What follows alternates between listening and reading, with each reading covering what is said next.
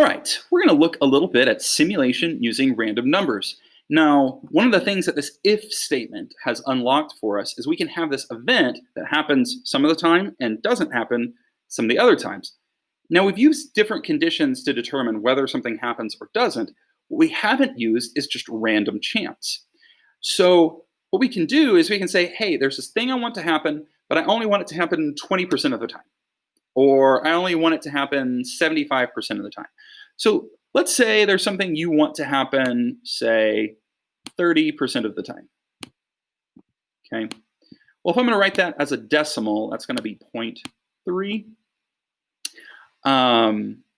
And what I want you to imagine is we've got this like number line, and it goes from 0 to 1. Because if you remember, that's what math.random does, is it generates a number from 0 to 1, and all of those possibilities are supposed to be equally likely. Well, let's say, I'm going to make a section here that's 0.30. Well, this distance right here between 0 and 0.3 is 0.3. And this distance between 0.3 and 1 is 0.70. So basically, this space right here represents something that happens 30% of the time. This space over here represents something that happens 70% of the time. So we can say, if math.random is less than, 0.3 or 0.30, however you want to say that, then we say that the thing happened. Okay, if it's less than this cutoff right here, we say, hey, that 30% probability thing, it happened. Else, it's over here, it didn't happen. Okay, so we can do this with any probability, and we can use this to create a random event. This happens a lot in games. Sometimes we'll do it in mathematical simulations. Okay, if we want to simulate something happening by random chance, we can do that. Let's try this again, but now we're going to do something where there are several possibilities. So we have something with a 20% chance, a 35% chance, and a 45% chance. We have set that up correctly. It adds up to 100%. Now, let's say for starters, again, we have this 0 to 1. And I want to simulate something where all three of these are something with a random chance of happening. Now, the first thing you need to make sure and do that's a little different than the first time around is you need to save your math.random. The reason why is you're going to be calling on that value multiple times. And remember, every time you call math.random, you get a different answer. So we got to save it first. And then we can use it a bunch of times to see, oh, did it land here? Did it land here? Did it land here? But we need to make sure we're looking at the same value. Okay, so first I want to find whether this first thing happened. So I'm going to go, okay, 0.20. And what's the distance between here and here? It's 0.2, okay, 0.20. So there's a 20% chance that I land here. So if my event is less than that, then awesome. It happened, okay? And there's a 20% chance that thing happened.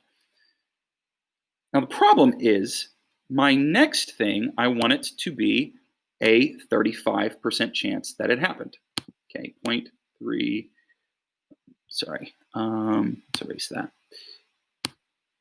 I want there to be a 0.35 chance that it happened. So this distance should be 0.35, but I can't put 0.35 here. The distance between 20 and 35 is 15. So the value that I actually want over here is 0.20 plus 0.35. So in this case, it would be 0.55. So now, anything that's less than 0.55 that didn't already get caught the first time, that's going to be the second event, this event B. And then we can make event C, everything else is 0.45. But if you have multiple events, you're going to have to add those probabilities each time to find those cutoffs. Okay, I don't want to say, is it less than 0.45? So instead I say, is it less than all three of these combined? All right, so this is how you simulate something where there's multiple things that can happen randomly. All right, let's take a look at how this would look in an actual program. So I've written this coin flip simulator, and if math.random is less than 0.5, okay, so something with a 50% chance, we're going to get heads, and we're going to say the amount of heads that we got increased. So this is an event that's going to happen randomly. And this is what's going to happen if it's not true. It's going to happen otherwise. And this coin flip simulator is going to run however many times that you want. So, for example, we get 4 tails, a couple heads, tails, heads, tails, tails, and then it tells us how many.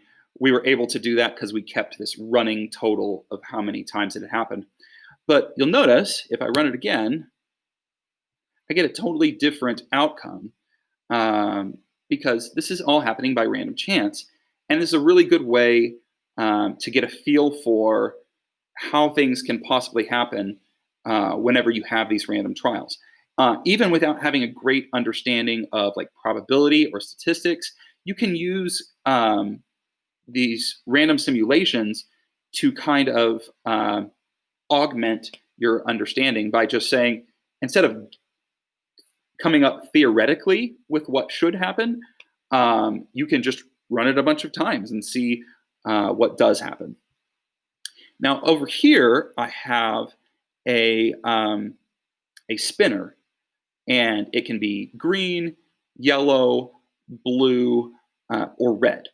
Okay, so what they're doing is they're feeding us the green probability, the yellow probability, and the blue probability, and then everything else is red. So to find whether it's green, I just say, if it's less than the green probability, then say it's green.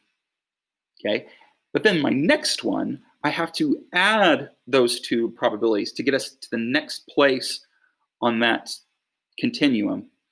Okay, so if it's less than these two combined, we're going to say it's yellow. If it's less than these three combined, then it's blue. And otherwise, say it's red.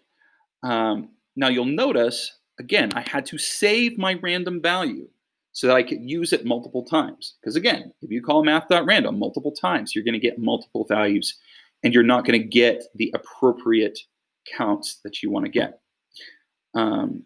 So up here, we're supposed to be getting 25% green, 30% red, 15%, 25% green, 30% yellow, 15% blue, and everything else should be red. So we should have a pretty decent number of reds, which we do. So that's a little trickier to set up.